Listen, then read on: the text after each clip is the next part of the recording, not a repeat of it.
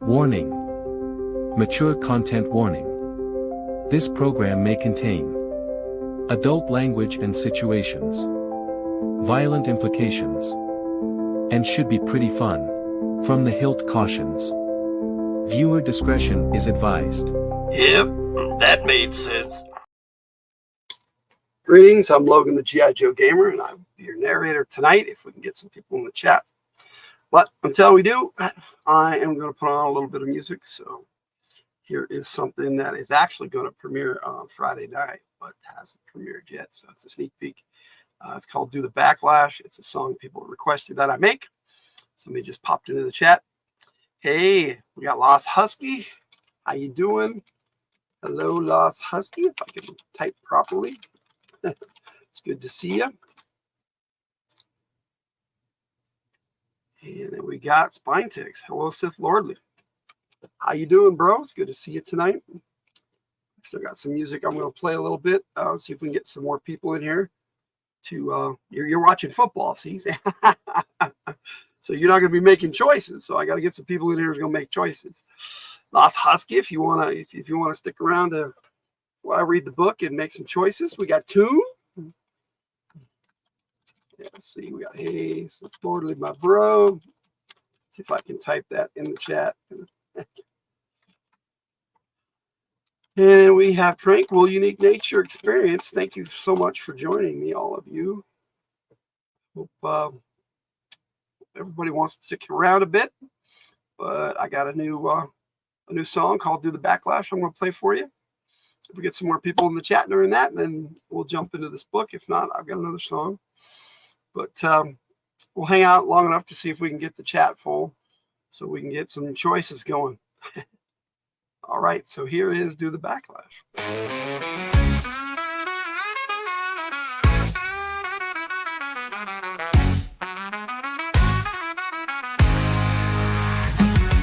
Imagining what could be a fantasy world with magic in hand, playing a wizard fast and free, traveling across the land with companions around you, each with tricks of their trade, holding steadfast and true. Never hurts to have a backup blade. As a wizard I dazzle and impress, supporting my allies from the rear. Sometimes, however, I must redress, protecting myself I must be clear.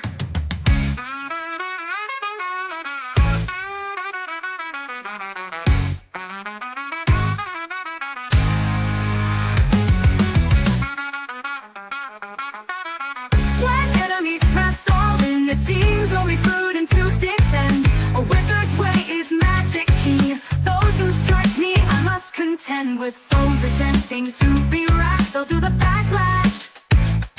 Strike me and in a flash, do the backlash.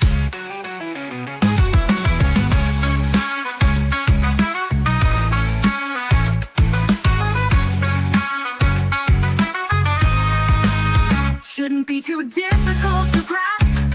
Cast in advance, protecting me and striking like an asp. It's really simple, you see. To get beyond my defenses is unwise. You'll see that like a bee, a sting is your surprise. Just a little shock in response to your invasive knock. It may be somewhat vindictive. Mess with me and it'll be conductive.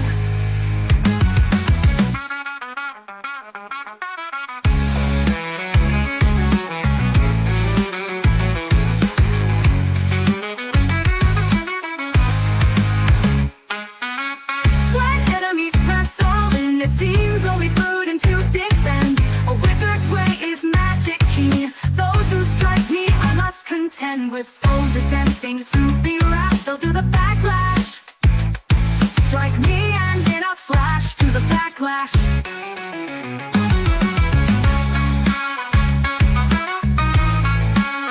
Do it! Do it! Strike me and you'll be down, shaking around like a clown, foolish and full of energy. Woe be it unto thee. Strike me in a flash, do the backlash.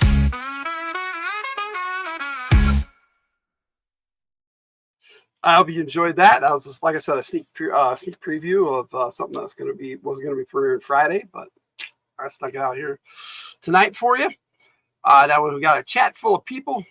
Nice to see everybody tonight. Thank you for joining me. Let me see here. We have got tonight Dragon's Ransom that we're going to be reading. Let me see if I can get it better. There we go. Now we have in the poll, Circus of Fear is back. It's a fun one. King's Quest. So there we go. This vertical live thing are going. Lair of the Lich and Tower of Darkness. Now, these are all on the poll. And if you have read the whole thing, you notice this is going to be the last episode for a while. In fact, technically last episode of Endless Quest Books and Me. Have you heard about the new Shrek movie? I have not. That'd be cool. I loved all the Shrek movies. When we come back, the show is going to be called Endless Quest Books Fireside Chats. Is that what Fireside Adventures? I had a really cool name for it. Let me look it up real quick, because I want to say it right. There it is. Endless Quest Book Fireside Tales. Okay, that's better. All right. So that's what I'm going to be doing when we come back, and that's going to be in January, I think, late January. So yeah, we're going to be not doing Endless Quest Books for a little while. I have a lot of stuff I need to do this fall. I have a novel I need to finish, and I have 2 game books I want to publish and get out by the end of the year. So I have some work to do. Hello, Kenneth Bird. How are you doing tonight? Give you a proper shout out in the chat. Hello, Kenneth. All right. So those are the books in the poll of what when we come back in January we'll be reading. Right now, it looks like Tower of Darkness is in the lead. We have at least a vote for Lair of the Lich, but we got 60% for Tower of Darkness and 20% for Lair of the Lich. And that's where we're at right now at the start. So we'll see where we are when we're done reading tonight. All right. Now, for those of you who haven't been here before, the way this works is I read the book. We'll get to a question and a choice. The chat votes and decides which way we go. So let's jump right into it tonight. Let me get some background music going so we won't have any dead air. 25 at first, and we'll see what we got. That's some music I generated for this episode called Dragon's Breath. Let's see. You're saying hi? All right, here we go. So we're gonna get a tiger jumping in the chat here. You are about to set off an adventure in which you will meet many dangers and face many decisions. Your choices will determine how the story turns out, so be careful. You must choose wisely. Do not read this book from beginning to end. Instead, as you are faced with a decision, follow the instructions and keep turning the pages, where your choices lead you until you come to an end. At any point, your choice could bring success or disaster. Okay, now that's a normal part of reading Endless Quest books or Choose Your Own Adventures. Lair of the Lich is awesome. Oh, I remember reading that one. That is a good one. That is a good one, Victor. So we'll see. We'll see what happens. We'll see which one gets chosen. Whichever ones don't get chosen, I'll put back on the poll, and then we'll add a new one to it, so that we can get some Endless Quest books read. Should be a lot of fun. Sorry, I'm going to take so long off between, but there's a lot of stuff I want to do for this show too. I want to make sure there's a proper intro, and I got some things going for it, so that it's as enjoyable as I can make it for you. And I want to actually scan all the pictures of the book that I'm going to read and have them. I'll put them up on the screen instead of using the book. But we'll see how it works. If I can get that done, I usually have a lot ahead of me. All right, let's jump into this. In this story, you're a lone doll, a young cleric who lives in the usually peaceful land of Oon. Oon sounds very Doctor Who-ish. The peace is seldom broken, except once a month by the insistent rumblings of the fierce golden dragon of Oon. who protects your land from outside invasion for a price. As the story begins, the golden dragon's roars pierce the air as you hurry to the palace. Alright. Kicking this right off with the dragon. The dragon speaks, shouts. The dragon speaks, shouts the sentry from his post high up in the guard tower on the outer wall. You freeze in your tracks and listen. Yes, there it is. The distant but fearsome rumbling of the golden dragon of Oon. The dragon lives in a cave at the entrance to the land of Oon. From the cave, the dragon guards the land and guards it very well. All the people in the surrounding countries know how well protected Oon is, so they always leave it alone. The people of Oon have but one problem. Every month the dragon begins to speak. His rumblings, which grow louder and louder, are a demand for gold and precious jewels in return for its protection. The dragon is not greedy. It does not ask for more ransom than the people of Oon can supply. But the dragon is not patient either. Its rumblings grow louder and louder until a pouch of gold is left outside its cave. Oh, we have a wild tiger in the house. There she is. Hello, all you happy people. Hey, darling. Thanks for joining us. Keep on reading. Lone Doll is who we are. A cleric. Okay, so the people, so you stand for another moment, listening. And the dragon speaks again, reminding the people of Oon that it is once again time for the ransom to be paid. No one knows what would happen if the dragon were not paid. Perhaps it would breathe fire on the land of Oon. Perhaps it would leave its lair to seek riches elsewhere, leaving the land open to attack. Perhaps it would let anyone who gave it gold freely pass to attack Oon. We got a Judy in the house. Hello, Judy. Good to see you.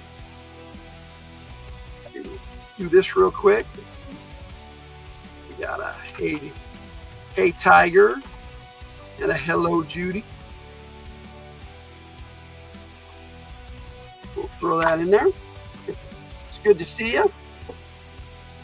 Reading here. No one knows what would happen if the dragon were not paid. Because the dragon is always paid. You hurry on toward the palace of Oon. It is because of the ransom of the dragon that you have been summoned. Let me see here. This is by Laura French. We've read one of hers before. She has a tendency to like certain words, and in this one I think she likes Oon. To get the ransom, the Grand Oon sends out treasure seekers from time to time. They seek with gold and precious stones they can take with honor, although that does not always mean without a fight. Not all the treasure seekers return to the land, but enough do to keep the treasure chest of Oon supplied. The dragon speaks again, and you quicken your steps. Soon this month's ransom must be paid. That will empty the treasury of gold. You, Lone Doll, have been chosen to seek the next ransom. Walter the cleric, to whom you are apprenticed, told you of the news just last night. You're still not sure you believe it, especially when you remember your mere 13 years and the blonde hair, round blue eyes, and dusting of freckles around your nose that make you look even younger. You straighten your back and walk tall, for your height is an advantage, as long as no one notices that it comes from long, spindly legs. All right. Still, you are not such a very strange choice to seek the next ransom. Have you not already mastered the command spell that makes other creatures obey your orders? Although, to be honest, and a cleric must always be honest, the command works well only on dim-witted creatures. Can you not detect evil most of the time by seeing a greenish glow around the head of the evil one? Can you not remove fear from others, making fighters brave in battle, thieves more daring, and even magic users less fearful? The Grand Oon knows all this, as he knows about all the people of Oon. He respects it too, for he too is a cleric. He is worlds above you in skill and wisdom, it is true, but he is a cleric, as you will be someday. For all these reasons, you have been chosen as the next treasure seeker for the land of Oon. Your heart pounds in your chest as you walk up the steep steps to the palace. Hey, we got a Purr in the house. How you doing, Purr?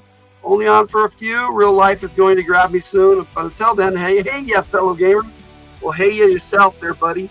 Hyper. It is always good to see you. All right. We're on the steep steps. If I can remember where we were. You enter the palace where the Grand Oon sits on a carved wooden throne. There are no golden jewels for him. Those must go to please the dragon. Still, the Grand Oon looks like the wise and beloved ruler he is. His eyes are blue and kindly, yet far-seeing. His white hair curls around his head like a halo. He wears his simple cloth robe with as much dignity as if it were spun of gold. This is a cool cleric talk, man. Yeah. Everybody saying hi? All right. Hail, Londal, the Grand Oon says. How goes thy schooling? Very well, sir, you tell him. Poulter is an excellent teacher. You could perhaps request homework from Poulter before you go, but study and treasure seeking do not go together. Then his blue eyes suddenly become serious.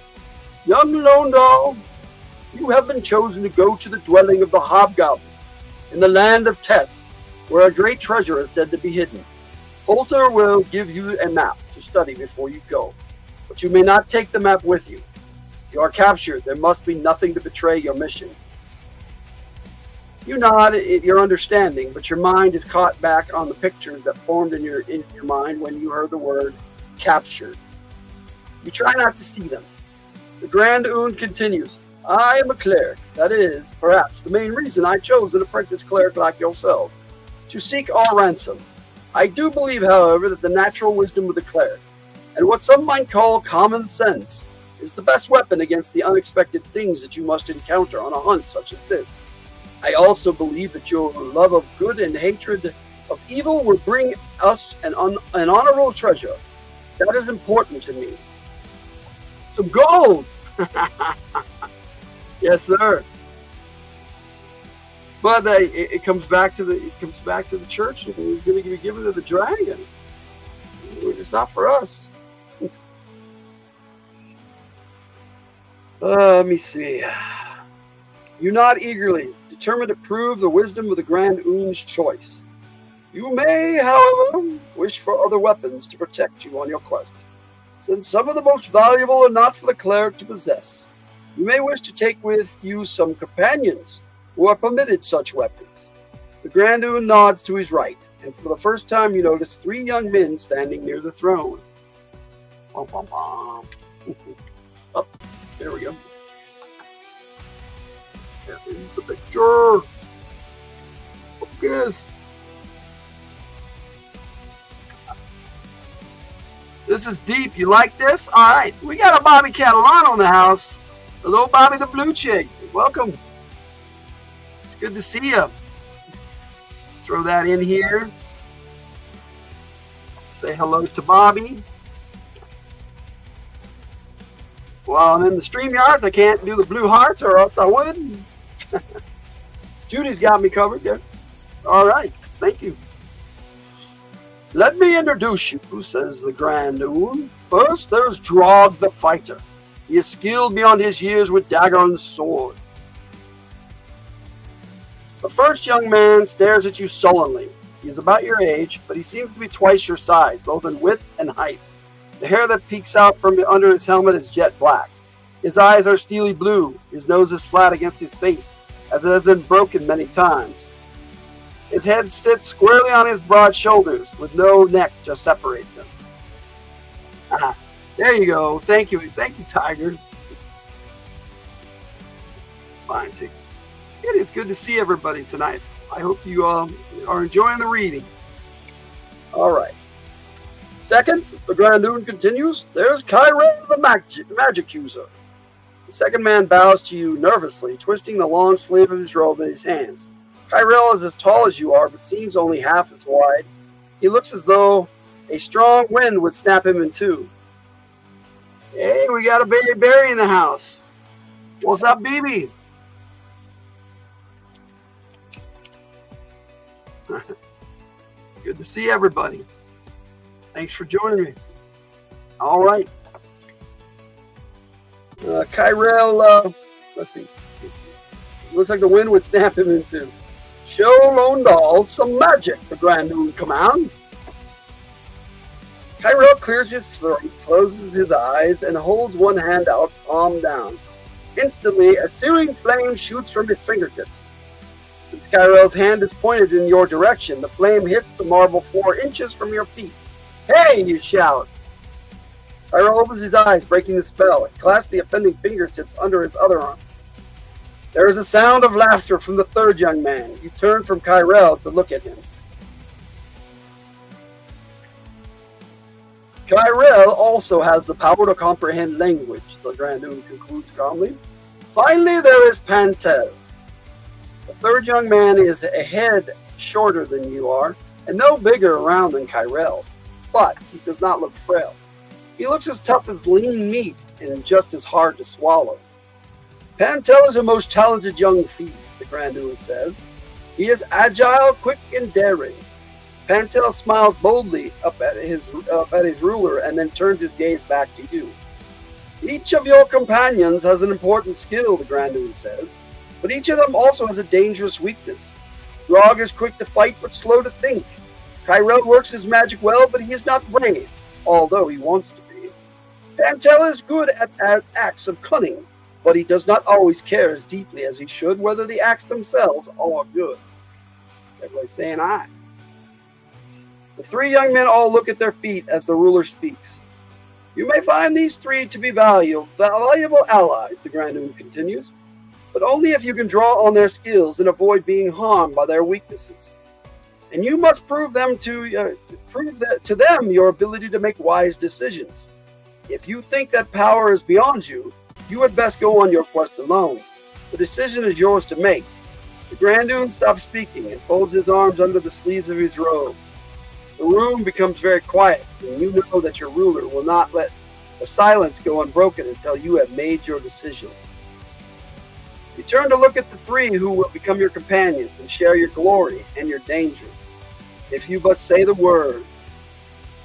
Drog's hand is upon his sword, and he looks at you steadily, but without expression. Is he trying to remind you how handy he will be in battle, or is he warning you that you will have a fight on your hands should you decide to go alone? Tyrell is wringing the sleeve of his robe again. From his trembling chin and saucer-like eyes, it's difficult to tell whether he wants you to let him go or make him stay at home.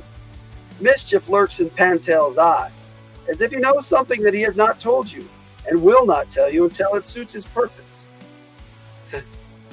So far, so good, he purr. It sounds pretty cool so far, yes. These then will be your companions if you say the word. Or if you say another word, you will be free to go alone. All right, here's our first mulligan page in decision.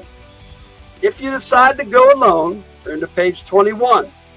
If you think that the 3 will be helpful on the quest, then turn to page 41.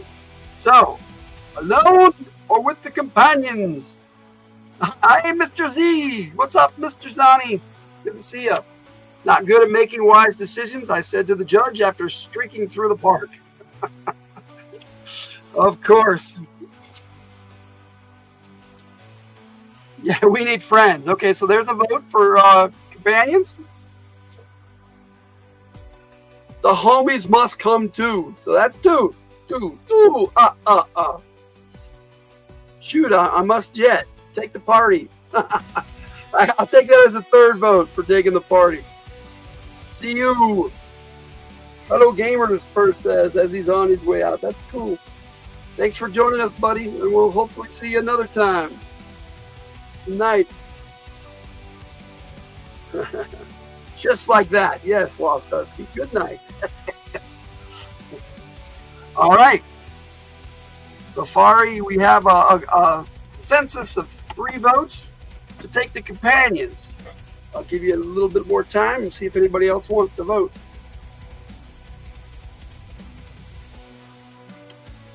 But I'm guessing that's the way the vote's going to go. It says we have 9 people watching, so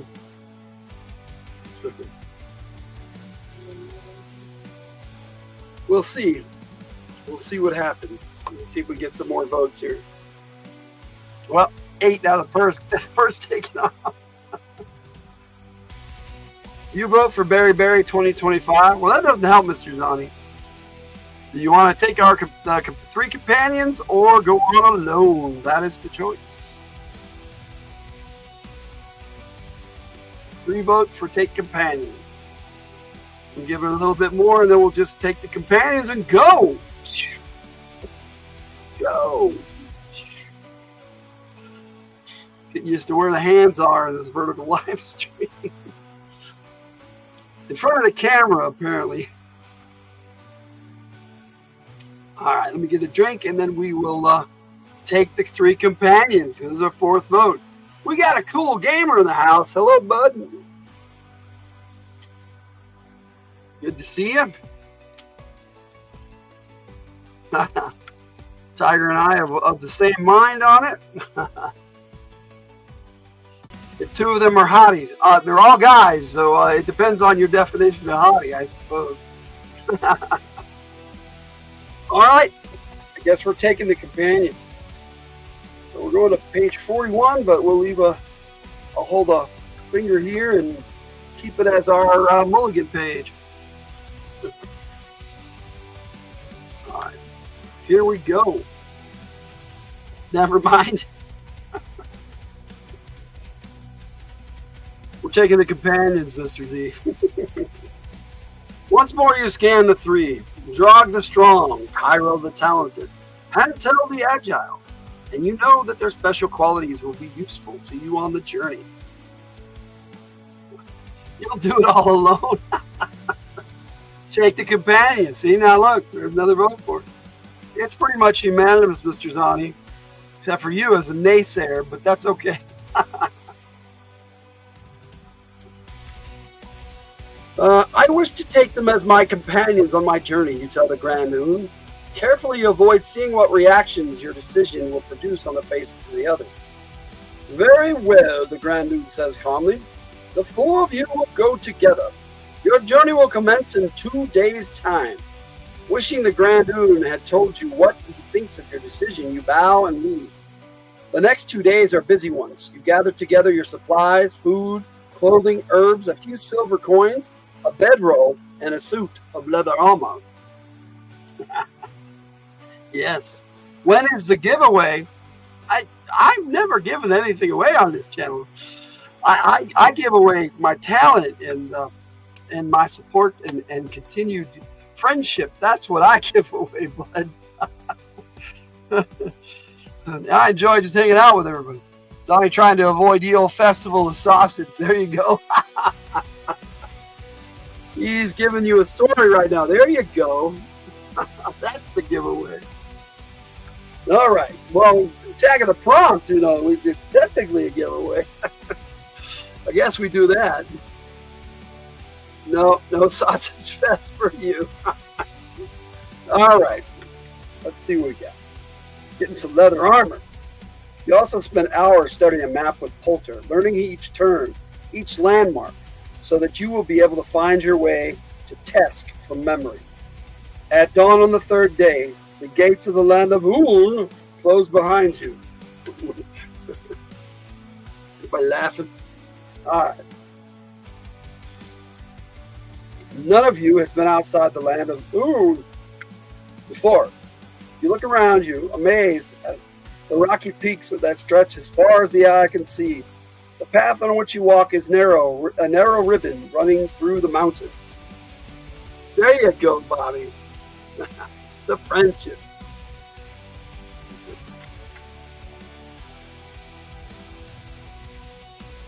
You pass the cave of the Golden Dragon. The sounds coming from inside are peaceful snores. They remind you, however, of the fearful rumblings that will begin if the ransom cannot be paid. Then we turn the page.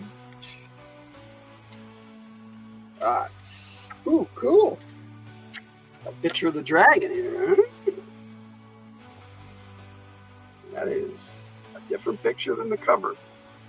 Now, the cover art, I'm pretty sure, is a Clyde Caldwell. Yeah, but the interior art, this will take a moment. Covers Clyde Caldwell. And the interior art is by Doug Chaffrey. I don't know if I've seen his work before, but it's pretty good. All right.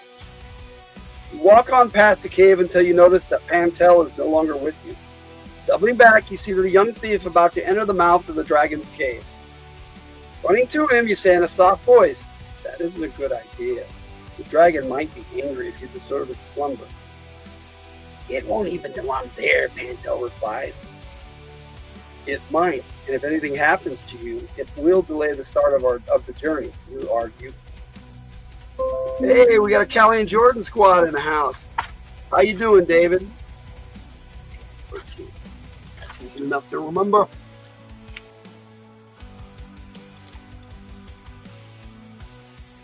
It's good to see everybody, like I said.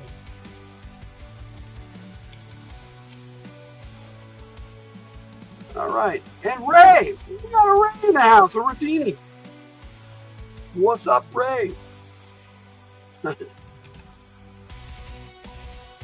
All right. Looks like we got a full house here that may start giving us some votes. That'd be fun.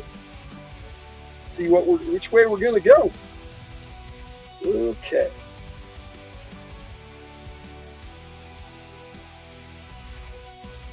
"I don't need a nursemaid, Lone Doll. If I don't come out, go on without me," Pantel says with a shrug. Takes a step farther into the cave. "Halt," you order. Reason has not worked to stop Pantel, but stop him you must, even if it requires force. The Grand Oon put me in charge of this journey. I say we go on our way, all of us, now. When do we pick up the babes? I don't know. Let's find out, buddy. We'll find out together. Somewhat to your surprise, Pantel shrugs again and steps out of the cave. The two of you rejoin the others on the path.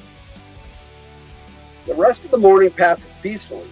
Even Kyrell finally begins to relax and enjoy the sunrise, sunshine, and interesting new sights.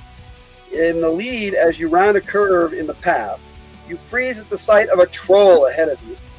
"Get back," you whisper urgently, and you quickly herd the others into a cleft in the rock where you can't be seen by the monster. Once your group is safely hidden, you peek out from the cleft in the rock. The troll is still there. But still saying hi? Studying the scene more carefully, you realize that the troll is on a bridge that stretches across a deep crevasse. It's the age-old trick of the troll, trying to capture those who want to cross. "We're not going to fall for that," you say, pulling back into the safety of the cleft. "But what shall we do?" The troll has a cleft chin. "Oh, no." Well, he might. Let's find out. "I can zip right past it," Pantel whispers in your ear. "I'll crawl to the edge of the bridge, swing under and go over hand over hand, across the beams, right under his feet. And it won't even know it." Pantel's eyes gleam at the thought of such prowess. "And how would you get the rest of us across?" you ask. Pantel shrugs. "You can't see it under his beard." "Well, we'll see. He may not have a beard, but we'll find out if they have a picture or a good description." "Fight," Drop growls softly. "Kill troll." There is silence, while you yourself wonder whether you should use your magic. You command the troll to freeze, and then, while it is held rigid by the spell, lead the others in a run to safety. You lick your lips, which have suddenly become dry. Using your magic spell will take courage. The troll might be too smart to fall under the spell, although that is doubtful. The bigger risk is that it will stay under the spell long enough. Will it stay under the spell long enough for you and the others to get safely away? The thought of the magic and the long silence that surrounds you reminds you that Kyrell has not yet spoken. You turn to look at him.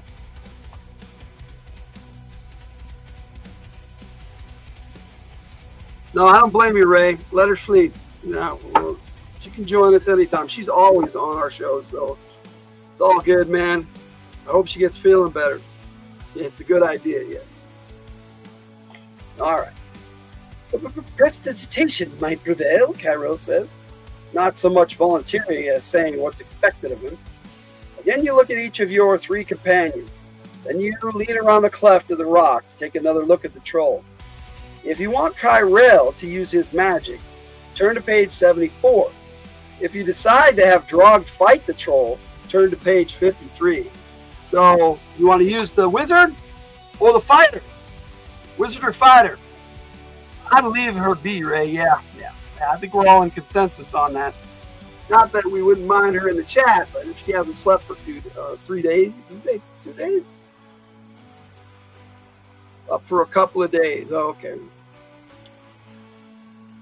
Yep, let her rest. Yep, there's only 2 choices. Yeah, it's only giving us fight or magic. You gotta vote for magic. That's 1. 1 for magic. Magic. Attack the darkness. Is that a vote to fight Ray, or are you just saying attack the darkness?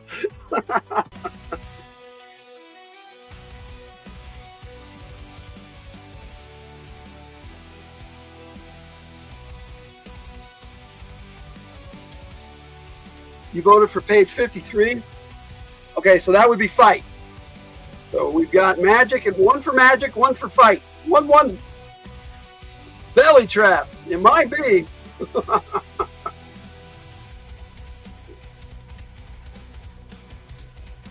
So it's for some more votes here. Lordly's just gonna have to wait. It's got me got another Mario video. Oh hey, the poll's looking pretty good. We got 15% for Circus of Fear, 31% for King's Quest. I really love that one. Lair of the Lich, 15%, and Tower of Darkness, which Victor said is really cool. So that was at 38%. It's winning. So Tower of Darkness so far. All right, let me see. Attack the Darkness is Magic Missile. Yeah, so that's magic. Okay, so 2 for magic, 3 for magic. There we go. So many people watching that aren't voting. This is true. That's normal. That's okay, Mr. Z. I usually give it a minute or 2 and see what kind of votes we get. And I know there's a lag too, so, you know, just wait a bit and chill and listen to music. Let me know if you guys want me to switch the music. I have plenty of things to switch to tonight. But it's looking like magic so far. Sorry, Mr. Z. You might be outvoted again, sir. You want a shower scene? I didn't notice that one. Sorry. Hashtag Mud Journey. Show the cover art, please. Sure. Okay. If that's real easy. Watch.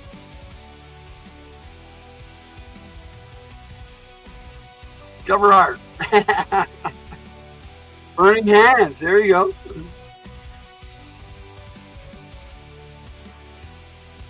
Okay, so we had magic. Magic. That's 2. Magic 3. And you voted for 53, which is have him fight. So we got 3 for magic and 1 for fight. I guess that means we're going to go for the magic choice, and we'll keep this as our new mulligan. So we're going to pick 74. Sorry, Mr. Z. You're just not hitting the votes with everybody tonight. That's okay. It happens. Let's see. Trolls are tough. Yeah, they are. Caldwell. Yes, Clyde Caldwell. Yes, sir. Now, you missed that when I went over who the artists were. So Clyde Caldwell doing the cover art, and another fellow doing inside art. Doug Chaffee does all the interior art. So, let's see. You swiped up and magically you're gone? I hope not. I hope not. Looks like the art they use on a pool of radiance. Yes. I think Clyde Caldwell did the artwork on that one too, right? I could be wrong. But he did a lot of that old cool artwork. All right, here we go. Yes, you missed that. No worries, bud. Okay, we've chosen to take the magical route against the troll. Your burning hand spell, you quickly say to Kyrell. Use it. Wide-eyed, Kyrell nods. Behind his fear, you think you see a look of excitement. Walking beside the magic user, advance toward the troll. You hope with all your might that Cairo's magic will work. Your hope is answered as 5 rays of flame shoot from Cairo's fingertips and strike the troll on the chest. The troll looks up towards you as the flames spread across its body. Drog, still eager to fight, keeps his sword at the ready, but the sword is not needed. The flames surround the troll, turning it to ashes, which the wind picks up and blows away. You notice that too? Yeah. Is that the same artist that does Playboy cartoons? I doubt it, Mr. Zani, but it's possible. You never know what artists have to do to make a buck. We win, yeah, just like that. We win. Within moments, the bridge is clear. Looks like nothing happened here at all, Pantel says. It did, though, you say thoughtfully. You feel that something important happened to you, too. Your wisdom in making decisions was tested, and it proved to be all right. For the rest of the morning, the way beyond the troll's bridge, though sometimes difficult, is not dangerous. Nevertheless, as midday approaches, you are pleased to discover a sparkling blue lake with an island in the center. We'll stop here for lunch, you tell your companions. Your meager ration tastes wonderful, seasoned by the hunger you bring to it. The cool, pure water quenches your thirst after you eat. The 4 of you doze in the sun on the lake shore. Beautiful day, isn't it? Let's see. Magic killed the troll, but the internet breeds them. There you go. But fire works every time, bud. A beautiful day, isn't it? The voice rouses you from slumber, and you scramble to your feet. Later, someone asks, "Didn't you get the scrolls from your friendly troll?" Yeah, there you go. The speaker laughs and clasps his hand behind his back to show that he means no harm. Certainly he looks friendly enough. A young man, well-muscled though, not so strong as Drog. His skin and hair are dark, almost greenish looking, although that is probably because the sun is shining behind him. Water sparkles in the young man's hair and drips from the short pants that are his entire costume. He must have swum here from the far shore, you decide. Let's see. Speaking of eating ice cream, ice cream time. There you go. Oops.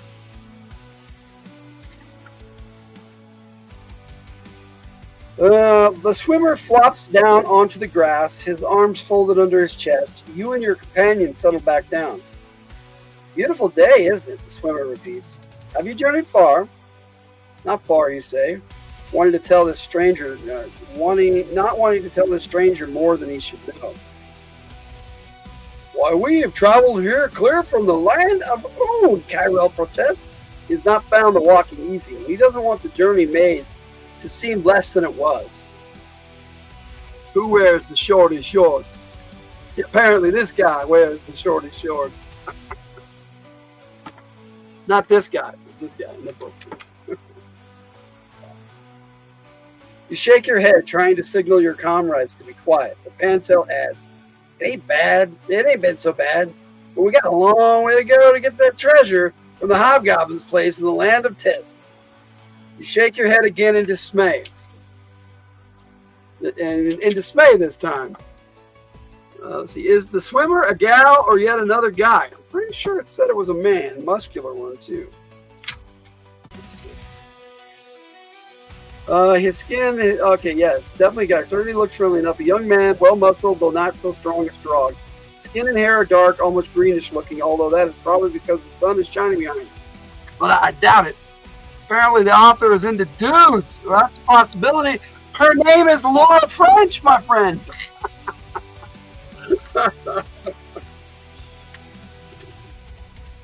But the swimmer does no more than raise his eyebrow and make a noise. He starts to speak, closes his mouth, and then opens it again. "You know," he says, "if it's treasure you're after, legend has it that there's a wonderful treasure hidden in the lake." Yes, a young man. That's what it looks like.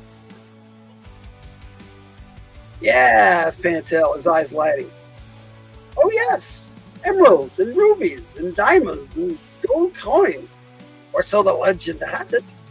It's hidden in an underwater cave at the edge of that island in the middle of the lake. Pantel stares at the island for only a moment before saying, "Let's give it a try." And the Sausage Fest continues. Wait, women can write books? Oh shit, that was bad, Ray. That was bad. It's a trap. What's the world coming to? Yeah, what's the world? Oh, all right. We know nothing about this treasure, you say. We don't know where it came from, or to whom it belongs, or how to get it.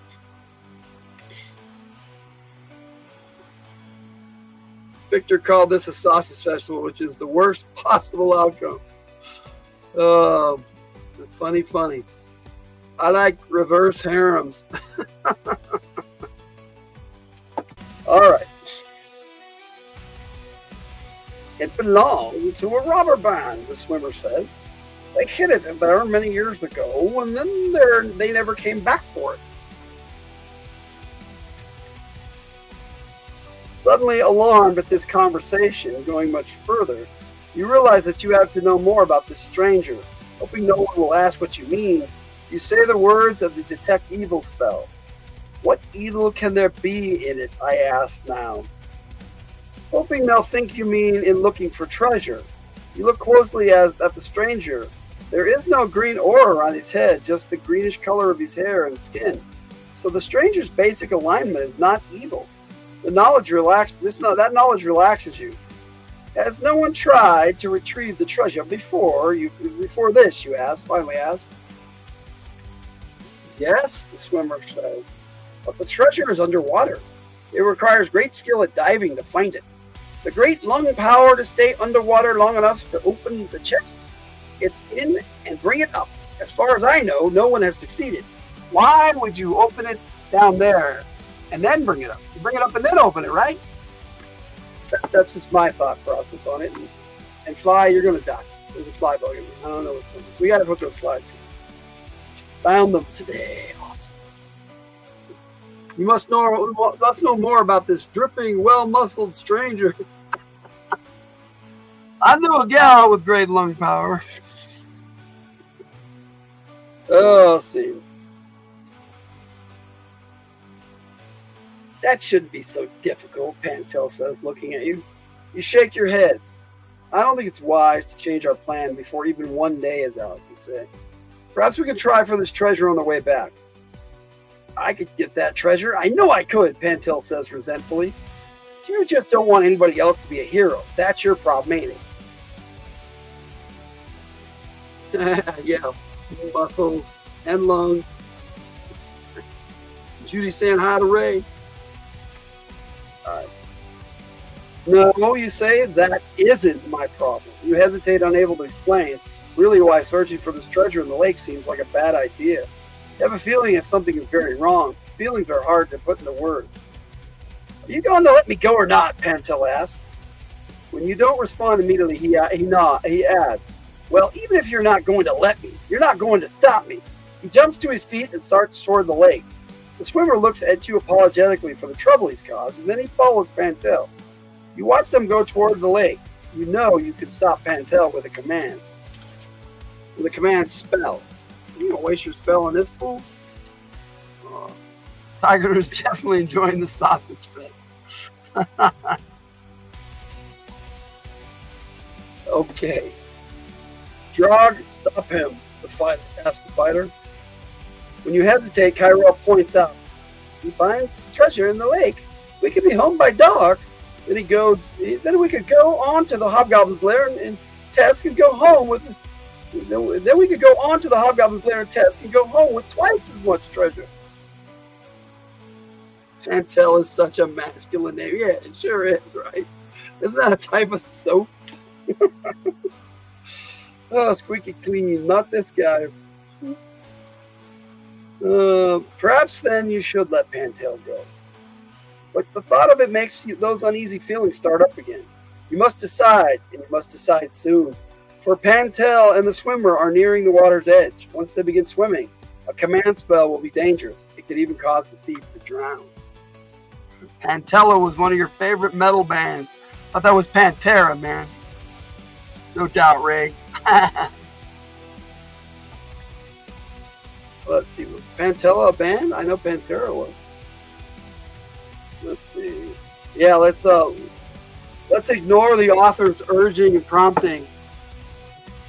Ignore your feelings. Don't go against the tingle. Stop him. He's a tingle. All right, so those are your choices. Heed your uneasy feelings and stop Pantel, or let Pantel die for the treasure. So stop him or let him go for it. You're bad. Yeah, isn't it Pantera? I thought it was. If they have magical powers, what the hell are they swimming down there for? There you go. Apparently they don't have that. Bring me that treasure box. Let's go.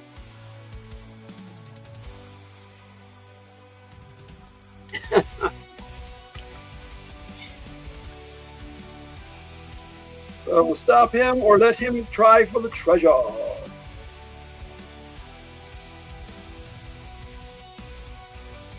No levitation, bummer. Yeah.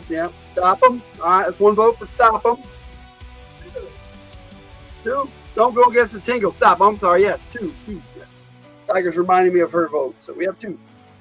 And Ray makes 3. Touch him. So we get 1 more. Definitely go.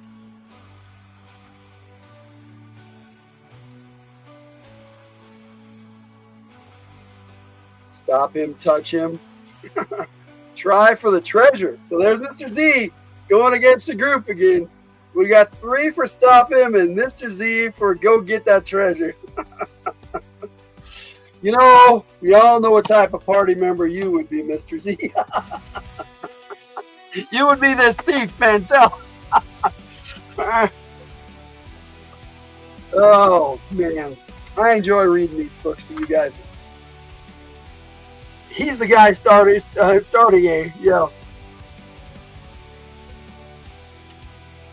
all this trouble. Oh, okay, all right. Went on two lines there, Tiger. He's the guy starting all this trouble. Yeah, Pantel, exactly. That's what I'm saying. All right, we'll give it another minute. We don't get any more votes. It looks like we're going to try to stop him. But, you know, in reality, this fool will be long gone. Definitely Lowell. Trying hard not to touch my treasure. There you go. Ugh, silly. Oh, man.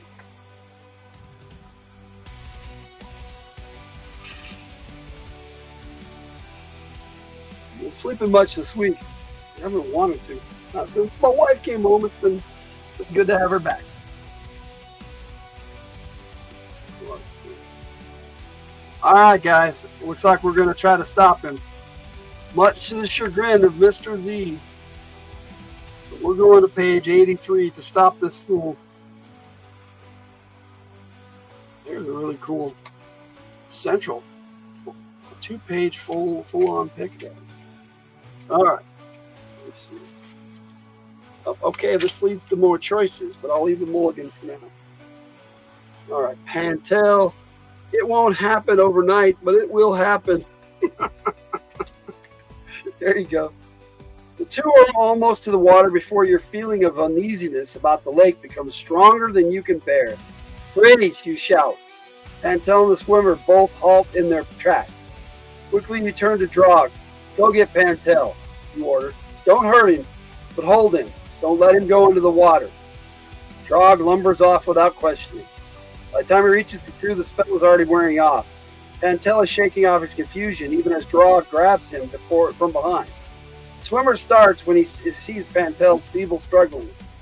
He turns and looks back at you, then curiously he begins to smile. Walking toward the water, he raises his hand in salute, then dives into the lake.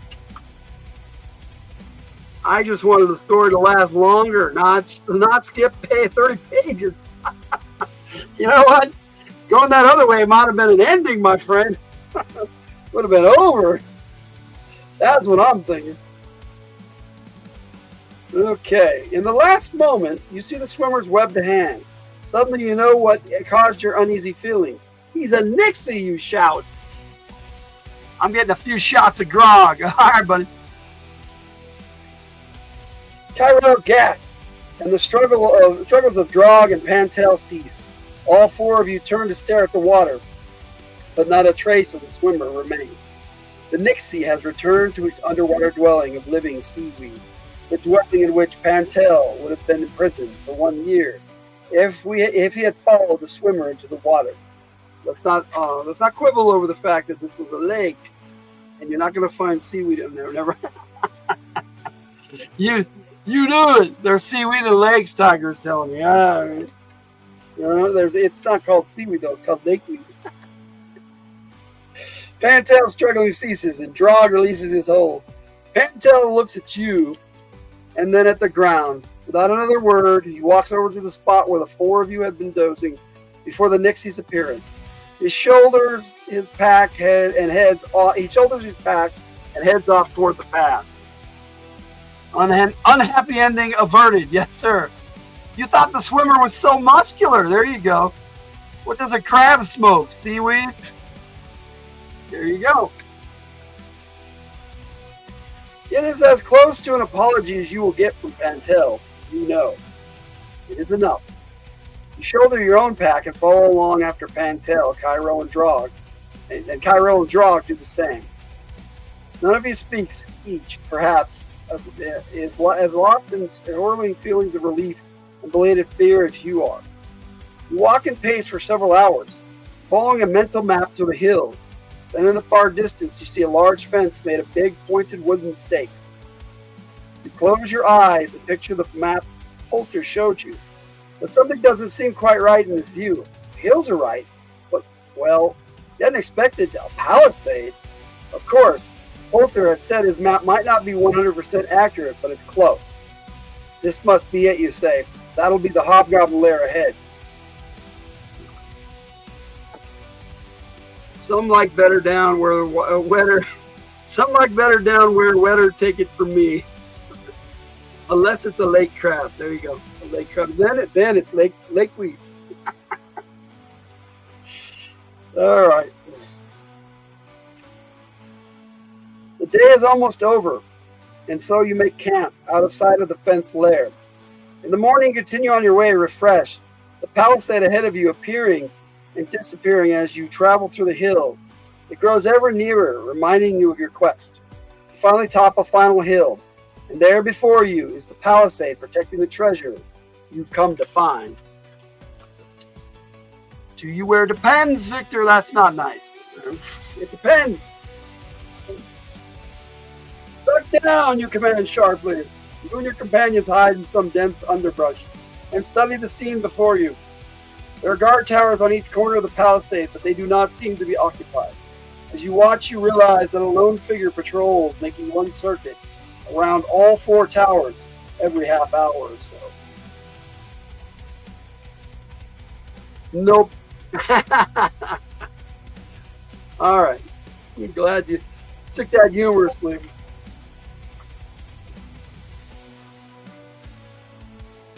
Looks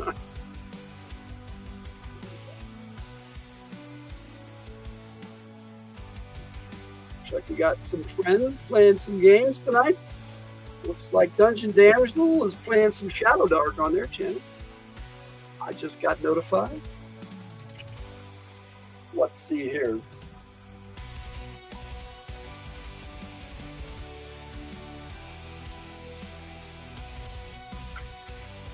Duck down, you command sharply. You and your companions hide in some dense underbrush and study the scene before you. There are guard towers on each corner. Okay, I wrote that part. You got the guard making his patrol every half hour or so. Drog fight guard, Drog says. No alarm then. My burning hands spell would avert the need for fisticuffs, Cairo says. The foe would flee the flames and leave the boodle unguarded. Londal, I could dig under the spiked logs where the guard ain't looking, Pantel offers. I could find the loot and lead you guys right to it. For once, each plan offered seems to have some advantages. But as always, it's up to you to choose. You look from the palisade to your companions and back again. Ha, you slippery when went. Better wet than when wet is my motto. Yes, slippery when wet and tiger knows. Okay, all right. This is why we have a mature content warning, but that's all good. We have 3, count them 3, 1, 2, 3 choices. And I'm glad I did it that way.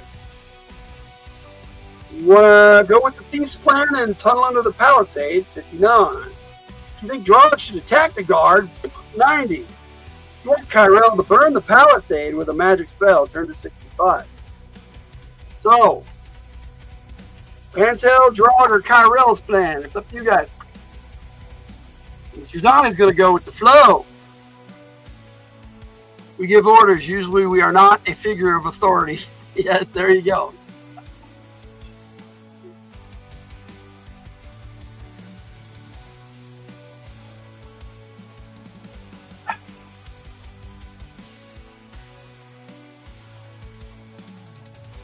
Alright, I think it's time to switch up the music a little bit. I think fighting the guard might be the best. Wow! Fight! We'll vote for fight.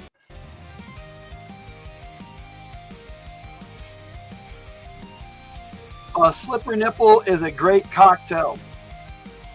I'll have to take your word for it, buddy. Fight! That's 2 for fight. 2.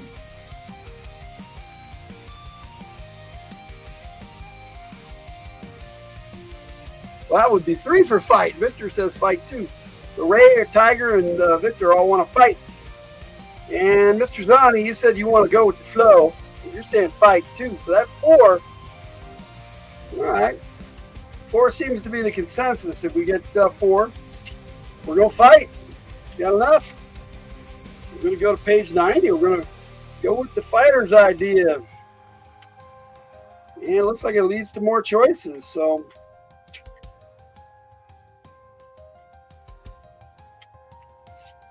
All right. Fire might light the palisade and tunneling might take too long. Yeah. A bunch of violent people in here. There's only one guard, you say thoughtfully. It certainly ought to be easy enough to put it out of action. You turn to Drog. You attack the guard. We'll wait here until you signal us to come. I'm more of a lover than a fighter. This is why you've been siding with Parentel this whole time. Sexy, violent people. There you go. All right. Drog grunts enthusiastically and hurries to the palisade as fast as his lumbering gait will take him. Slowly but with great strength. He scales the pointed logs. Then he waits, crouching on the platform for the sounds of the guard's footsteps.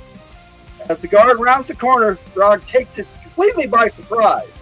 In moments, the fight is over and the guard lies still. Drog stands over it triumphantly. You're ready to sprint across the clearing to the palisade when Drog holds up his hands, palms out in the signal to halt. You stop puzzled and watch the fighter look around furtively, climb down the palisade and run back towards you. He arrives breathless but frantic to speak. You hope you've misheard him through his gasping, for what he sounds like orcs. Orcs, you repeat in horror. And then you remember thinking that the location seems strange in comparison to the map you have studied. Would you have reached not the Hobgoblin village, but the lair of those most hateful of all monsters, orcs? The most hateful of all monsters? That's quite a claim, Miss French. Let's see. I'll have a lumbering gait after eating my carnitas tomorrow night. Lumbering gait. Who's this guy? Drog? Pretty much. Drog, yes. Most hateful of all monsters, really. Drog's emphatic repetition of the word tells you that you have indeed come to the wrong village. Let's go in anyway, Lone Doll. Orcs have treasure too, don't they? Says Pantel, predictably. Oops. Yeah, oops. Well, these are a bunch of kids. Fight orcs, Drog growls. He turned to him in surprise. You had thought that discovering that the guard was an orc would have frightened the fighter. Now you know it excited him. He wants to fight them. That is a bold claim. Yes. Most hated of all. Most hated of all foes. All monsters. Orcs are particularly more difficult to pacify than hobgoblins, points out a wide-eyed Cairo. Okay. Yeah, Miss French, I think you need to read the monster description. There's just usually more orcs. You were just watching porn, and if you try walking, you'll have a lumbering gait. There you go. More like common, yes. Most common, yes. Most common of all. You know what? What she might mean is that more people hate orcs because there's so damn many of them, like roaches. There you go. All right. You know that means he would rather not fight. But to avoid every situation that makes Cairo afraid, you would have to stay home. Your pulse already racing quickens still more to invade the orc lair or to resume your journey and look for the hobgoblin dwelling. Both choices have risk and both offer rewards. Which will it be? Invade the orc village or leave the orc village, go back to the path and walk until you find signs of the hobgoblin dwelling. Yeah, so you just watch porn to get excited. Don't do anything about it. Oh, that's harsh. Harsh. I watch for the excitement of a good plot. There you go. Lots of plot in pornos. Yeah.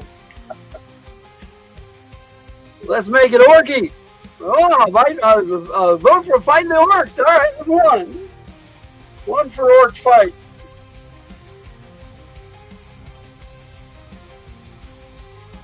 So fight or leave are our choices.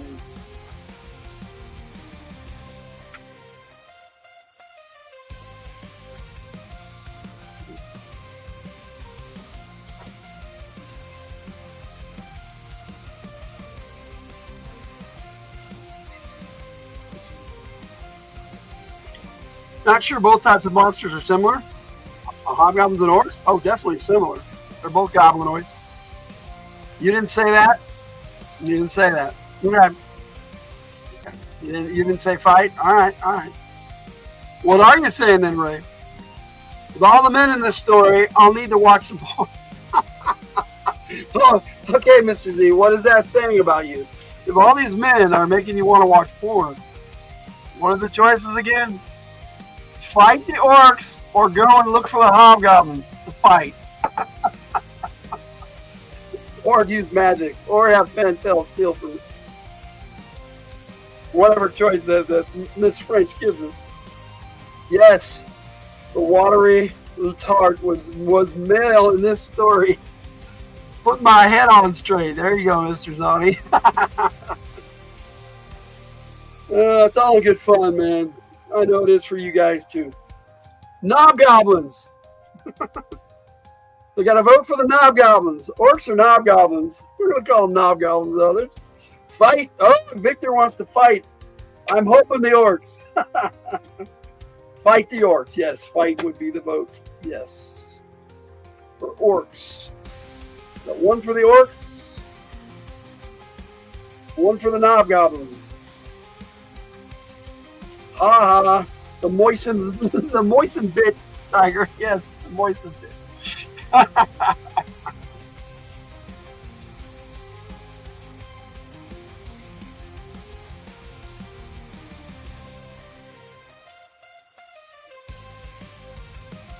Fight the orcs or go on and find the hobgoblins.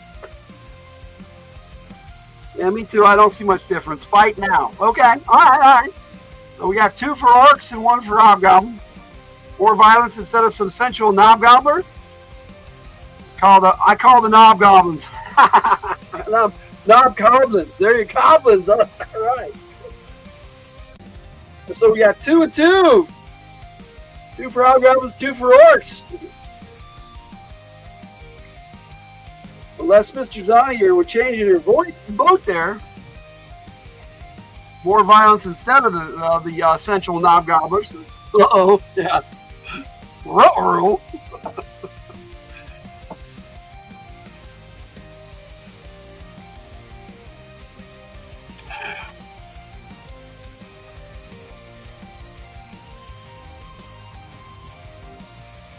Like a girl that can gobble a good knob. Can't fault you for that, Mr. Zani.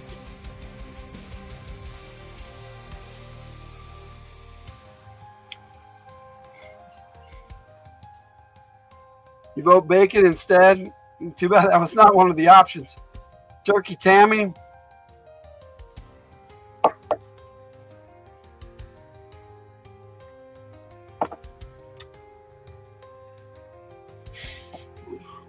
Mr. Zani, you need to clarify. If you change your vote, we go for the orcs now. If not, we have a tie.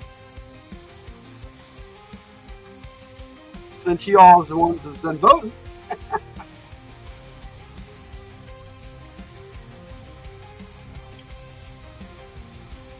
Anybody want to break the tie out there? Go for the orcs. Okay, so that's 3 for the orcs. All right, then. This time you were outvoted, Victor. Sorry. All right, so we've got go for the orcs.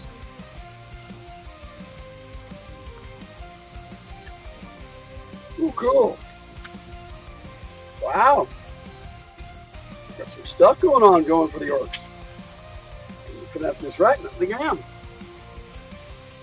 You know that wisdom often calls for caution. But you know that cowardice can sometimes call forth caution too. We will explore the village, tell your comrades. I cannot conceive of succeeding in climbing the palisade, Kyrell says. You look at his bony arms under his flowing magician's robe and silently agree. Well, we'll try something else. You take off your pack and untie the rope that binds your bedroll. Drog and Pantel quickly offer their ropes too. The ties don't look as if they will hold, and you're glad the frail magician won't put much strain on them. There, you say, and hand the knotted leg of the rope to Pantel. If you can't climb, Kyrell will pull you up. That news only makes Kyrell look glummer. All right, let's go. You first, Drog. Go, Tank. Go forth.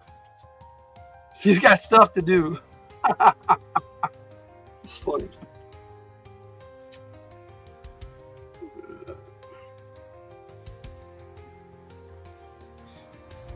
When Drog is safely on the walkway, he signals for Pantel. The young thief crosses the clearing in no time. Then it's your turn. Let's go, Kyrell. Try to keep up. I will exert every effort, Kyrell says. The two of you begin to run across the clearing. You have to run slower in order to not leave Kyrell behind. In each step, you're sure that you'll be seen. But you reach the palisade safely. Pantel immediately tosses down the rope. Kyrell, his knees quivering, bravely hangs on. Pantel and Drog begin to pull, hand over hand. I have no need to be looking under the magician's robe. Me neither, Mr. Z. Me neither.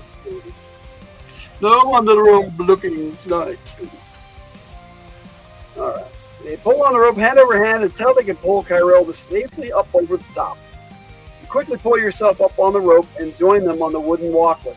The coast is still clear. But what now? You look down into the orc village as you would expect of one. The village consists mainly of ugly mud huts. There are no flowers or trees, no dogs or cats. Nothing to make the village cheerful or comfortable. You'll look. It's all right. That's funny. I got a picture of the orc village. Let's see what we got. Wrong page. There we go. Looking from the palisade down into the orc village. Yeah.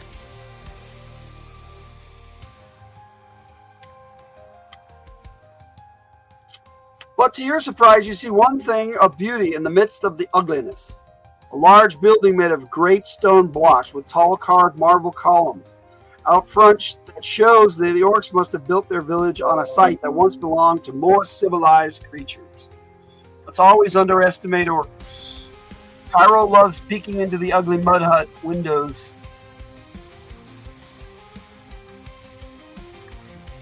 Yes. The treasure must be there. Your eyes scan the village. It is not bustling exactly, but there are orcs coming and going from time to time. You'll have to dart among the mud huts, hoping that no one sees you. Pantel, you're a thief. Trained to sneak around, crawl out of places. You go first. We'll watch from here and follow the path you take. No problem, says the thief. He quickly descends the wooden staircase and instantly disappears.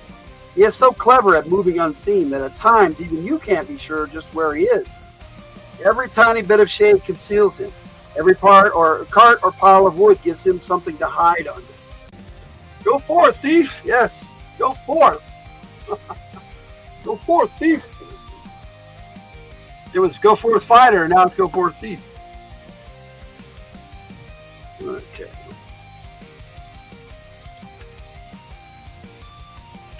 Yes, I turned the page. Okay. You next, Drog, you say. Although the fighter goes the same way, he has size and cleanliness to make him easy to spot. When he finally reaches the stone building and goes to the door, Pantel opens for him. You are amazed that he has not been seen. We're next, you say to Cairo. You feel the magic user trembling beside you. My feet will not function. Fear has frozen them. Is Cairo muscular too? He's wiry. Maybe we'll find out. Yeah, he's not Kyrell's the wizard. He's not muscular. Move, you command, trying to be fierce. The timid magic user begins the downward climb, testing each step before he moves on to it. But miraculously, no one in the village looks up. At the bottom, you grab his arm and pull him quickly through the village. The inside of the stone building takes you completely by surprise. Beautiful carved woodwork decorates a huge stone room. Graceful arching windows let the light into three sides. But they have clearly not held glass for a long time. Rocks by the windows tell you that the glass was probably the target of orcs at play. Cowboy up, wizard, and remove that fear. Yeah. The orcs have stolen it. Yes, there it is. So Pantel does not let you study the room for long. He hops up and down from one foot to the other, tugging at your arm. You gotta see what I found. You've only been here for a few minutes. How could you have found anything so quickly? Well, I'm not a thief for nothing. All right, lead the way. Pantel, for once happy to do as he's told, leads you through the large, open main room into a smaller room at the back. He's happy to do what he's told because you told him to do what he said he wanted to do. Mr. Z says the villagers don't look up because they are getting busy with all the women that are missing from this tale. This was written by a woman. You just got to remember, dude. Okay. Look, he says proudly. He walks over to one of the richly paneled walls. He gives the paneling a hard, sudden poke with two fingers, and a section of the wall pops out, revealing a small metal door. A safe! I see. Tiger says, yummy man. Them damn pesky orca.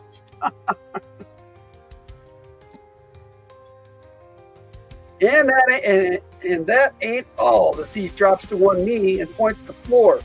You join him and see a barely visible square outlined in the boards of the floor. Trap door, Pantel says shortly. Taking a knife from his belt, he pries the door open. A damp smell rises from the hole. Only the top rung of a wooden ladder is visible. His thief senses are going crazy. Gotta remember there are other motivations in this life. Yep. Just a few. You sit back on your heels, stunned. The thief has found so much so quickly, but of course, that is his gift. Yours is supposed to be the ability to make wise decisions. Knowing that there may not be time both to explore the safe and go through the trap door, which is most likely to lead to the treasure you seek. Well, our choices are threefold, my friends. We can decide to open the safe. We can explore the mysteries below the trap door. Or if we think it's safer to send the fighter through the trap door first, turn to page 37. Just go in the trap door. No. Send the fighter first. Or let's see if we can get the thief to open that safe. A belt knife, classic prying tool. Yep. All right, so those are our choices. Open the safe, go to the trapdoor, or send the fighter through the trapdoor first. Is it too much to ask for some classic rock for the background music? Well, let's find out if it's too much to ask for. Is that good? I do have classic I do have classic AI rock. It's just pseudo doesn't generate it very well. What fighter first? Okay, we got one for the fighter first. We got one for the safe. What are the choices? Open the safe. Go in the trapdoor, or send the fighter in the trapdoor before we go in. Those are our choices. That's 2 for the safe. 2 votes for safe. 2 copper pieces.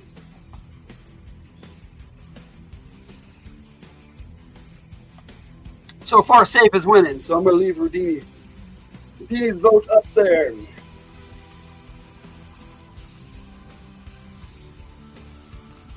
This has been a fun book so far. Trapdoor.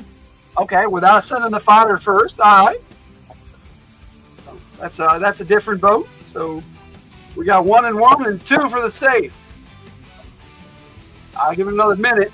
You guys might change your mind, or we'll see. Mock the fighter in the safe. Kick the wizard down the trapdoor. Yep. I like that response, Rick. But that wasn't one of our options, unfortunately.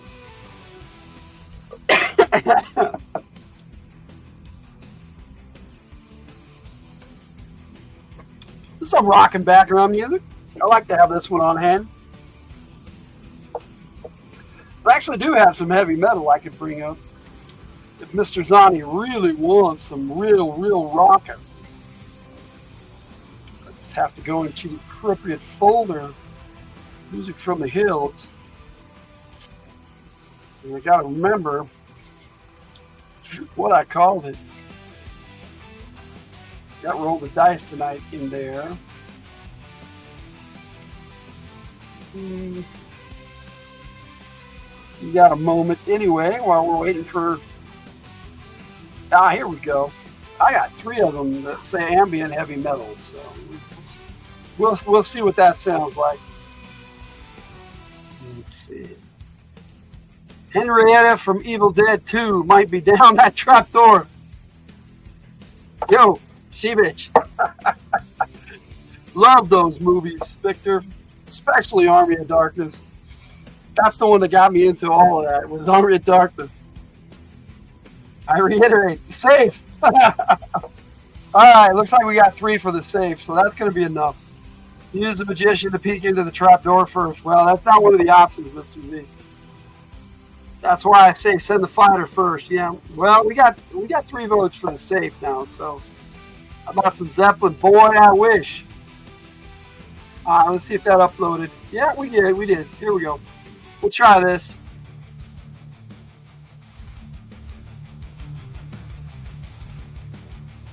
There's that one. There's that one. I like this one. Husker Du.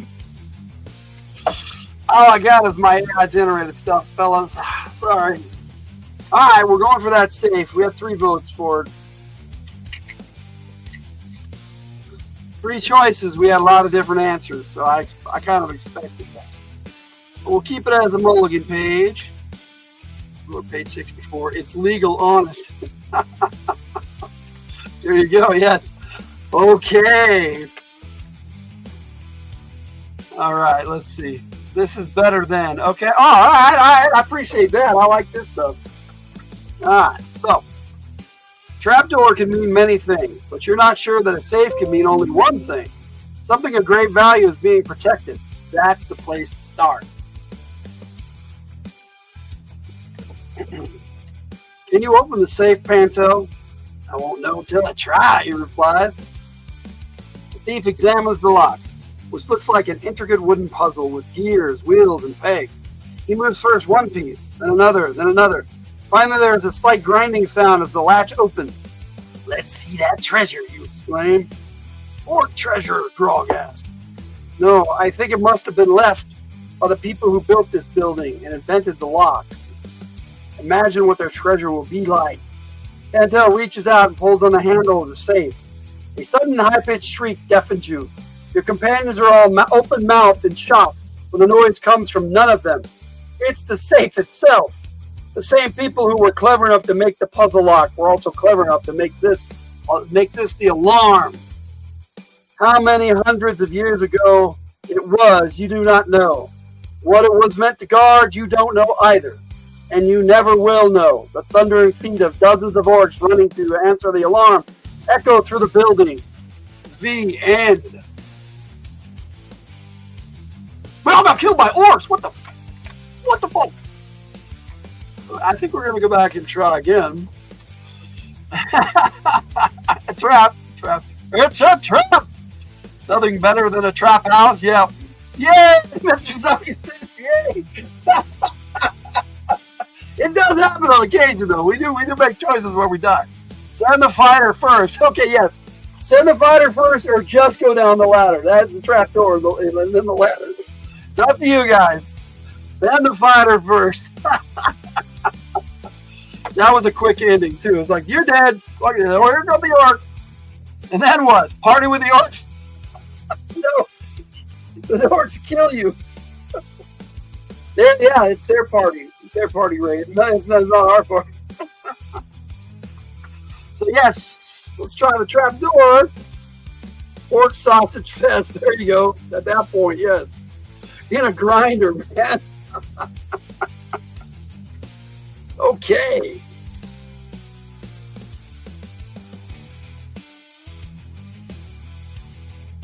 Nice idea there, Mr. Z. Is that your idea to put on some metal? Pretty sure it was. Classic rock. There you go. Let's see. If you would have gone with my choices, we would still have a story to read. Well, we have another choice now. We can go back and make another choice. Imagine your own your arc is ending.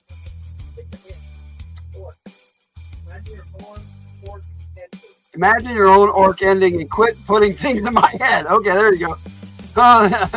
Oh yes, the orcs party with us. You all skip pages. That's how these books work, my friend. You don't read it from cover to cover. This is not how that works. All right, so we still have only one vote for sending the fighter first. Victor, Ray, Mr. Z, what you think? Since you guys are all the ones voting.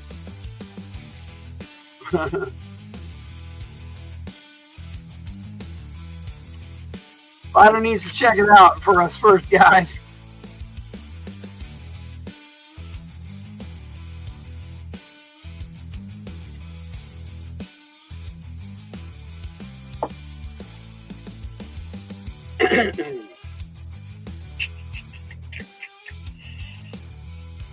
Yes, I'm so entertaining.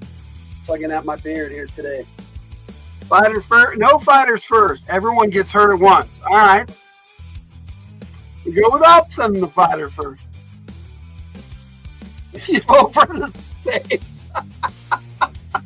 I think we already had that one. Soviet Russia orcs party with you. Yes, in Soviet Russia orcs party with you. In my Colossus voice, orcs party with you. Das Vidania. We're out. So far, we're 1-1. Go without sending the fighter first. Or do we send the fighter first? Orcs have the best drugs and metal. Yeah, man. They know where to steal it from.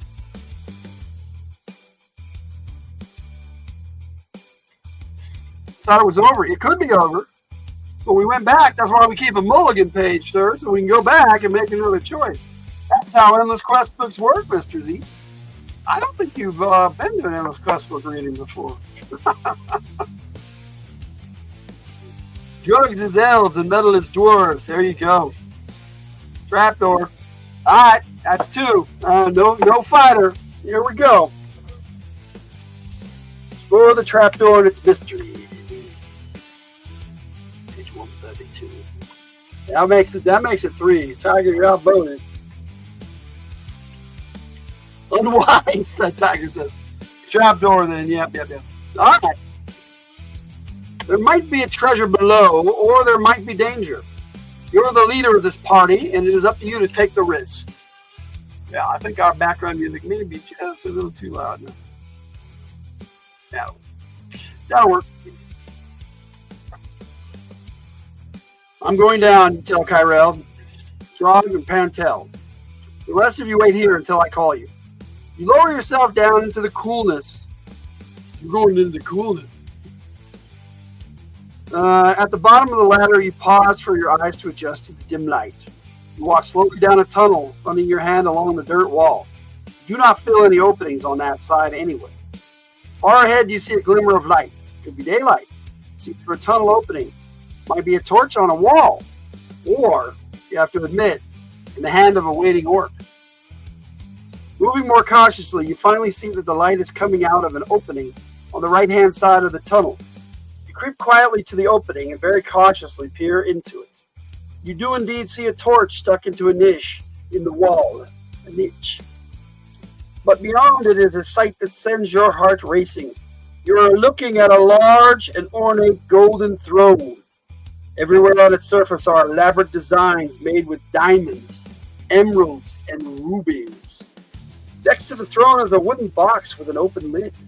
The dust of ages has gathered on the contents of this box. Still, you can tell that it contains even more gold and precious gems. Suddenly, a snorted groan makes your blood run cold. You tear your gaze from the throne and look beyond it to see an orc, curled into the dirt, its back against the wall of the room, half dozing.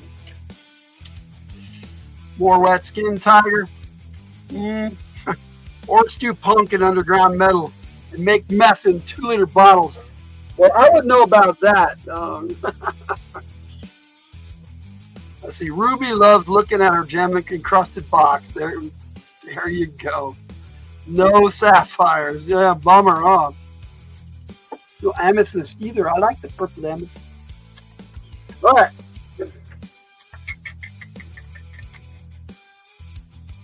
We got the one sleeping orc here. Half sleeping, I should say.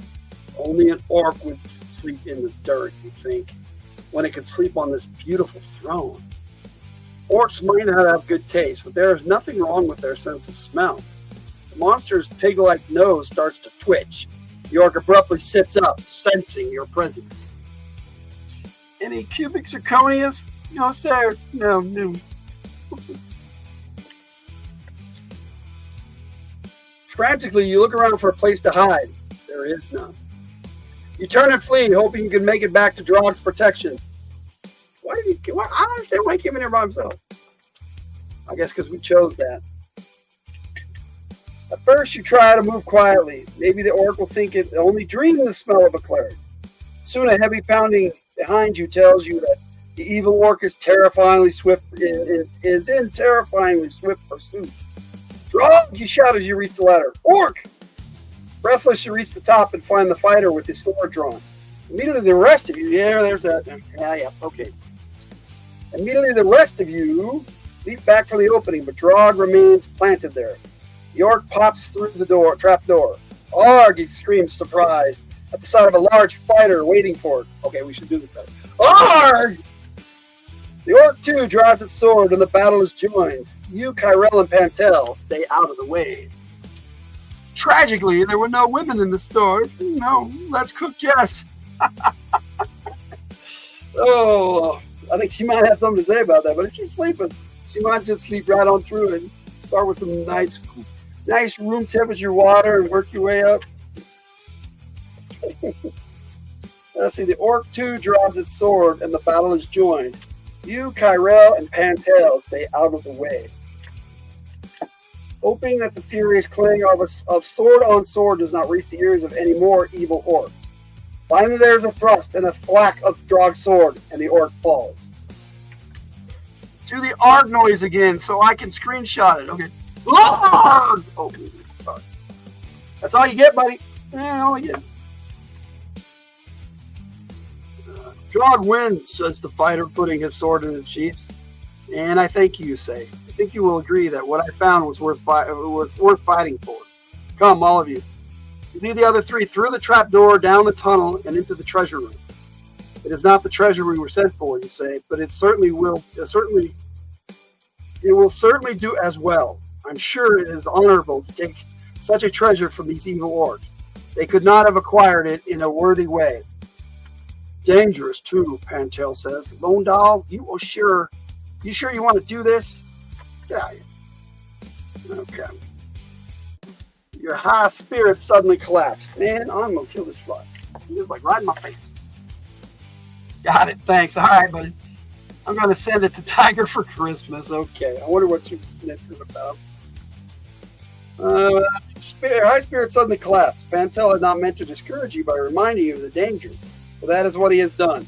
You were in the tunnel beneath a walled city filled with orcs. Can you possibly get this treasure back to whom? Perhaps it would be better to leave this treasure behind. If the Grand Oon sent you for the Hobgoblin treasure, he would have had a reason. Perhaps the Hobgoblin treasure is less dangerous than this one. You look again at the treasure. Is it worth the risk? Certainly. But how much risk and what kind?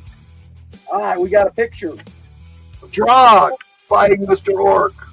Rah! That's a pretty good picture. Okay. The others look at you, waiting for you to answer. We have another option. This will be our last option here. Let's try to get away with what we can of this treasure, you say. Turn to page 117. Or I really think we better leave this treasure and go on to the Hobgoblin's lair. You say. Turn to page 104. So, leave this treasure and go look for the Hobgoblin treasure? Or do we want to take this treasure? It's up to you guys.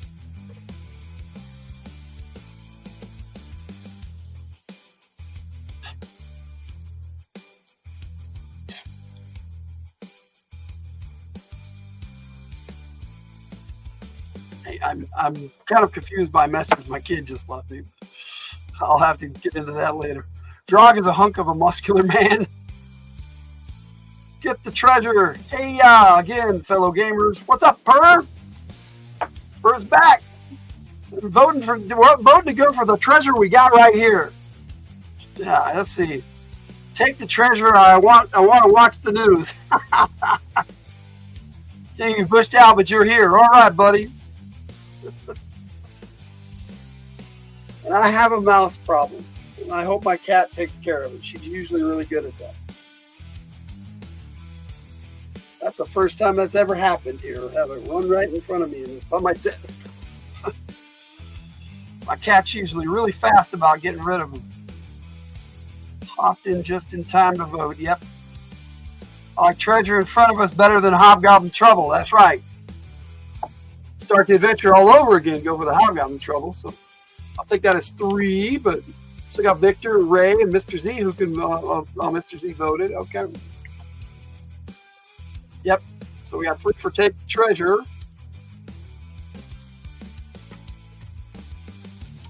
Any naysayers, I should say.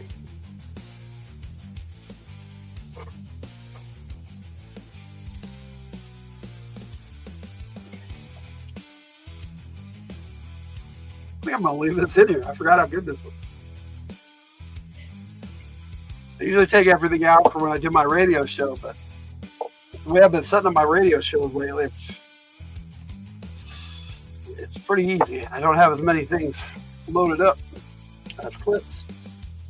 So I have a lot of things loaded up as clips, but not as many as I do the way I used to do it. It's crazy. Anyway, all right. Youngest girlfriend's booty is a treasure. Your youngest girlfriend's booty.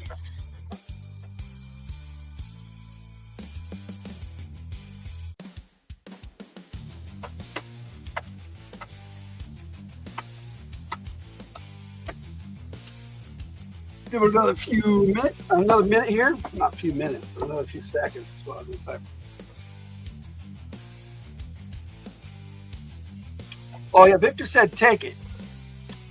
So I missed that one. So I guess we're going to take it. Sorry, bud.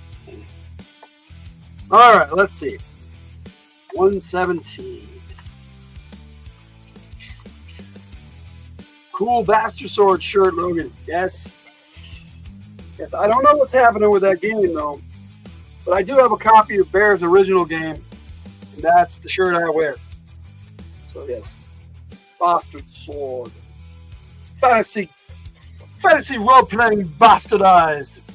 That is my plug for Bear the Gen X GM. All right. Well, hey, Bailey, how you doing? Cat friends. Hello, Bailey. Welcome. We're just about finishing up here with this Endless Quest book. They just made a choice. And we'll read and see where it takes us.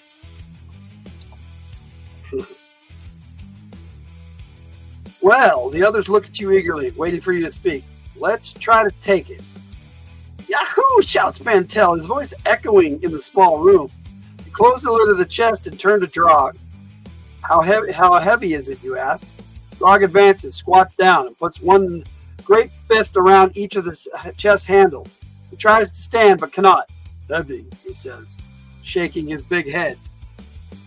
Speaking of treasure, Bailey is here. That was nice. That's actually a nice compliment, Mr. C. Everybody else saying hi. It's nice to see you, cat friend. All right. Okay. Try to not show out your disappointment. We'll just take as much of it as we can, as we can carry, you say. You open the lid of the casket again and begin to fill your pockets with the treasure. The others dart forward and join you. Soon the four of you are loaded down, lumpy and jingling. The sight of a bulging coat covering Kyrill's thin body is particularly funny. I can't stand because of my... Yeah, there you go. That's as far as I go with that one, my friend. Yeah, that one too, Tiger. Okay. It was particularly funny. I like that. Where was it? Oh, yes. Until you remember that the noise and the weight of the treasure could be dangerous. Subdued, you lead the others back down the tunnel. With difficulty, you pull yourselves back up the wooden ladder. Kyrill almost doesn't make it. He has to be pushed from behind by Drog. Only Pantel is still able to move with some speed and grace. Thanks for the comment there, cat friends. I'll have to respond here in a bit. Your journey through the Orc village is one of long moments of standing and motionless terror, punctuated by lumbering dashes between almost non-existent hiding places. Why you make it to the palisade without being seen, you don't understand. But by the time you climb to the walkway, Pantel has already climbed down and begun his run for cover. You take the rope from around your waist, tie it around one of the logs, and lower yourself down. Drog picks Kyrill up and lowers him over the side. The magic user's hands clasp the rope, and for a moment you think he will just hang there forever. Then he remembers what he has to do. He begins to lower himself. Well, thank you for that, Bailey. I appreciate that. This, one of my G.I. Joe hats. Gift from my wife. She gives me a really cool hat. I love G.I. Joe, so it's a nice hat. I definitely like to wear it all the time. Thanks for the compliment. All right. Let's see. But Kyrill's weakness and the extra weight in his pockets are too much for him. The rope slips through his hands and he lands on the ground sprawled on his back. He frantically shakes his hands, hoping to ease the pain of the rope burns. Drog does not fare any better. Just as he begins to climb down, his great weight breaks the slender rope. He plummets to the ground, landing next to Kyrill with a great puff. As the air is forced out of his lungs, "Ooh," he says, sitting up. Tiger loves wet skin and bulges. We've learned about tonight. Okay, yes, okay.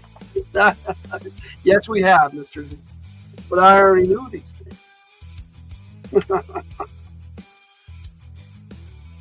And this is why we have to put a mature content warning at the beginning of these shows. We have to go, you tell them. You wish that you could be more caring about these little injuries, but you are more concerned about the big ones the orcs can inflict if they find you. We go, Drog agrees, dragging himself slowly to his feet. Heading home is not a hardship, Kyrill agrees, looking down at his bleeding hands. Okay. They got a picture of Drog falling off the palisade here. I think that's pretty cool. All right. Dangerous though it is, you pause for a moment to grab Kyrell's wrist and work your Cure Light Wounds spell on his hands. You need to have his mind on escape, not his painful hands. Excuse me. Yeah, I know generally clerics can heal, but they never mention that. My friends. Yeah. Bailey missed all of the gratuitousness. Yes. Cool. Male action. There you go. Is this a smut book? No, it's not. But you know, with guys mostly in the chat, this is what we're getting. All right, here we go. But once you take a chance on all of you moving at the same time, and the three of you cross the clearing together, safely back in hiding, you relaxed against your bedrolls. Oh, you say in sudden realization, we don't have any rope to tie the bedrolls. Oh well, that's all right. We don't need them anyway. Now that we're going home with the treasure. You mean we're not going to try for the hobgoblin loot too? Pantel asked in disbelief. Go home now. Drog's heavy flat face is twisted in amazement. See, this book was definitely written for the ladies. Yes, by a gal named Laura French. Fun book though. It's been a lot of fun to read. Okay. You look at them surprised. You had just assumed that your journey was over once the treasure was found. The Drog and Pantel are right. You could go on from here. Get the hobgoblin treasure and return to Uwin with twice as much as you were expected to bring back. I cannot continue to carry the current contents of my pockets, Kyrell says. You look at his sagging robe. No, you can't, you agree. None of us can. It would be dangerous to be so weighted down. If we do go on, we'll have the treasure. We'll have to hide the treasure. It would be wonderful to be welcomed home. Okay, little girl. My little cat just came by, so I hope she's going to get that mouse. Nope, no aliens with 3 boobs. No mention of the cleavage. Nope. No. Not the 3 boob chick. No, not in this book. Okay. It would be wonderful to be welcomed home as wealthy treasure seekers, the magic user says wistfully. Astonished at discovering a would-be hero in the quiet, frightened magic user, you just agree. Yes, it would. Not even a uniboob. I see you. Okay. Now that I got that out of my system. The choices are this. You want to hide the treasure and go searching for the hobgoblin lair? Or would you rather go home now with the treasure we have? Tyrone is still pulling Drog hand over hand out of the mud, hut filled with the ladies. Yes.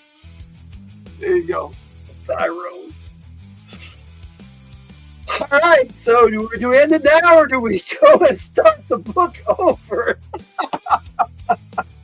Go home. It could be certain death. It could be death there. Yeah.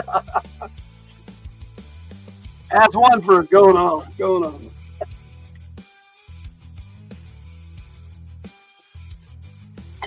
Yeah, I'm right there with you, Victor. I figured you were still here, Cool Gamer. You didn't say goodbye. You're always welcome to be here, lurking or not. What? Okay. Let's take it home and maybe restart this book again some other time. Yeah, it's a possibility. We can put Dragon's Ransom back on the pole another time. Uniboob for Victor. Hashtag Uniboob for Victor. No, I'm not putting that in there. Cool Gamer, you're supposed to vote. He doesn't have to. Hide the treasure and get the hobgoblin loot. There you go. That's one for going after the hobgoblin loot. 2 for going home and 1 for hobgoblin loot.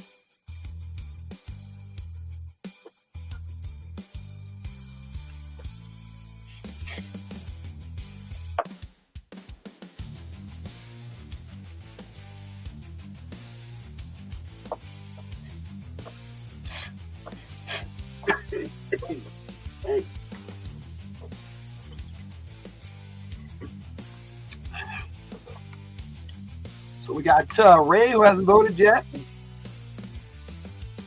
Yeah, it looks like Mr. Z. We waited an hour for someone to break us tie, and a Cool Gamer just sat back and laughed. He probably did. It wasn't an hour, by the way. We haven't been here 2 hours yet. But that is funny. I like that. Next time, flip a coin. It's a possibility, Perb. Roll a die and call odd or even. Yep. Close. Okay, we can return to this later. That's 3. All right. That's 3. Go home now with the treasure and turn to page 86 because we're out of here. That's funny. I love that. And 86 does lead to an ending. The Grand Ulm sent us on this journey to find a ransom for the Golden Dragon, not to make heroes of ourselves, you say. We must go home with this treasure we have. Let's not start all over. I agree with that we did. Okay. All right. Your companions, even Kyrell, look disappointed. It is sad that our search must be so short, the magician says, but certainly there is no real necessity to keep seeking, he sighs. You're glad of Kyrell's support. You know that he, like you and Drog and Pentel, will always wonder about the hobgoblin treasure. Perhaps the next group of treasure seekers will find it. Perhaps, dare you dream it, you will be in that group too. But for now, you must get safely home and let this be the end. Dun dun dun. The Dragon's Ransom. That was fun. I had a good time with that one. Love cats in boxes. I think cats love being in boxes too. Where's our little brat? She just ran around and didn't even let me say hi to her. We win. There we go. Yes, just like with the troll. We win. That was a lot of fun. All right. So, for those of you who missed it at the beginning, we had 4 choices in the poll. We had Circus of Fear. We had the King's Quest. All right, I'm going to do these first. Lair of the Lich and Tower of Darkness. Okay, so let's see. If I dream of wet, bulging men tonight, I'm going to be pissed. Especially Maru. No cat plus box combination like Maru. What's the next book? Well, see, that's what we got to find out. Next time, hire some hench wenches. Let's see. Hench wenches. Cats would actually like living in a refrigerator box. Well, that's true. That's very true. All right, so but we'll take care of the poll, and then we'll talk about when the next Endless Quest book reading will be. All right, so I'm just going to end the poll in the chat there. Let's see. You voted King's Quest. Well, thank you, Bailey. Right in before I closed it out. We got Tower of Darkness, 46%. King's Quest, 33%. Lair of the Lich, 13%. Circus of Fear, 6%. So by my count, that's Tower of Darkness. So our next book will be Tower of Darkness. This copy has seen better days, but it is still readable. Yeah, this one got wet at one point and stuck to another one of my Endless Quest books. So I got those 2 at the side. I'll be putting Circus of Fear, King's Quest, and Lair of the Lich back on the pool for the next time. Let me see. We got Kate, Narrative Driven Art in the house. All right, how you doing, Kate? Missed everything. I can send you a few Penthouse forum books for me. No thanks, buddy. They have to be choose your own. Everybody saying hi.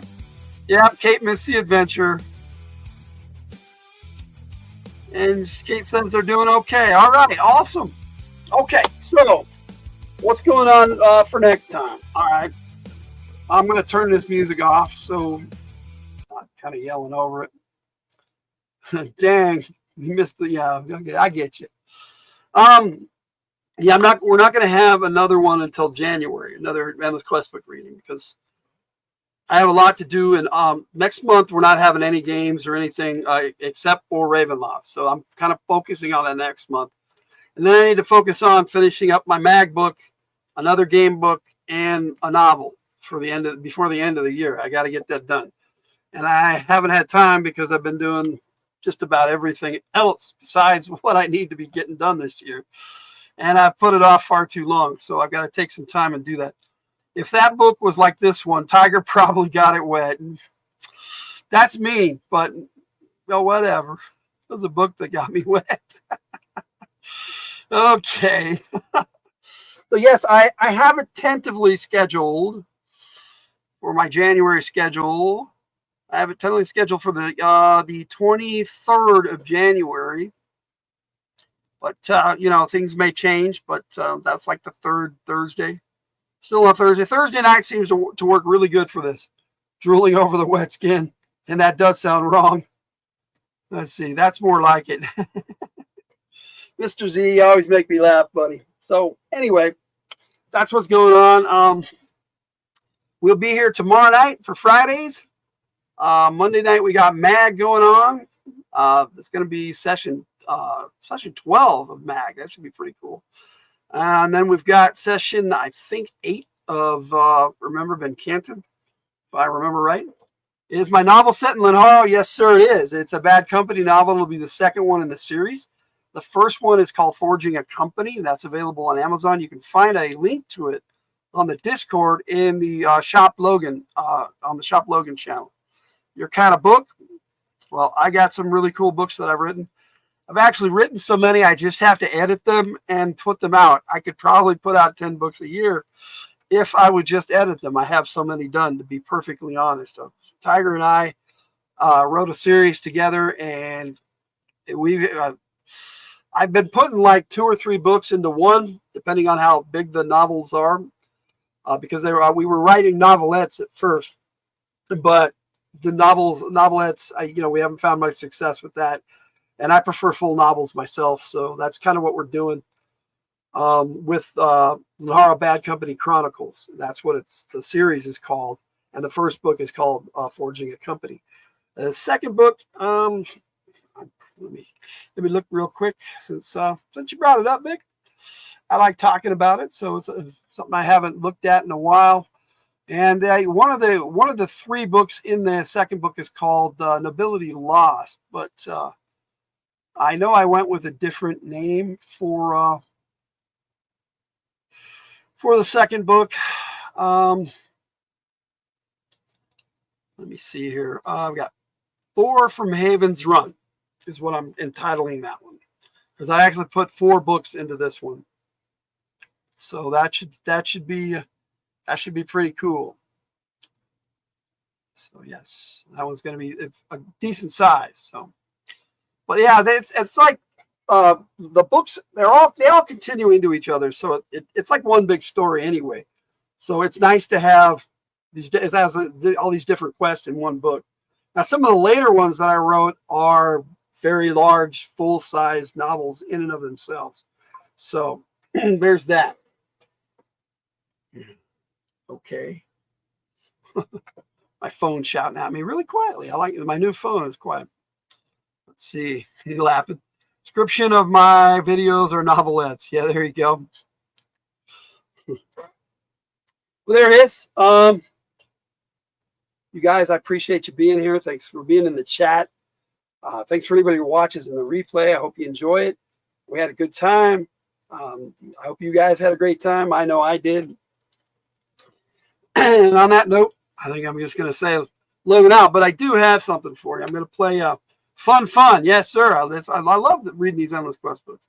Hope the next book has more loving and less fighting. Well, I don't know. We chose Tower of Darkness, my friends, so I don't know. Good night, everyone. Yes, I'm going to actually play a video that we put out today. It's definitely fantasy oriented, and I hope you guys enjoy it. Here is Keep Us Dreaming by Falbar Taroth. And on that note, looking out. Night.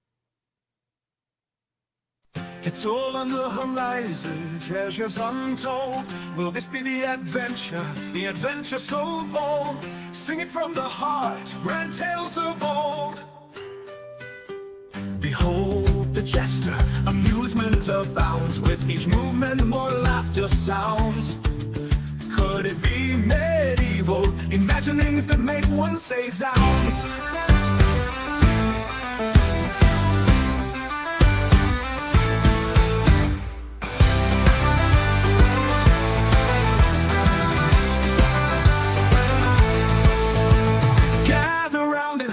as the day begins to darken. Listen to tales of ages past. Around the fire we hope will last till twilight's gleaming. Tales that keep us dreaming, oh dreaming. Deep in our hearts we feel it, something so bright and burning. Tales are told to inspire, maybe even give us a yearning. Continue that epic quest with a desire so burning. At each journey's end, celebrations to relish. Even on a quest so perilous, that the path was beyond hellish, making the revelry so grand that only a bard could embellish.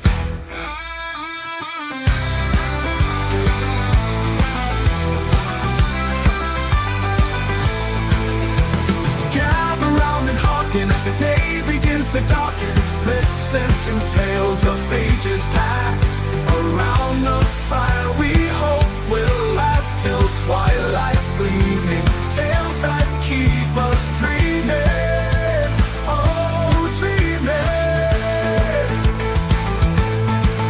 Deep in our brother dream, in our hearts so extreme. Poetic words inscribed on tablets of stone, only now transcribed.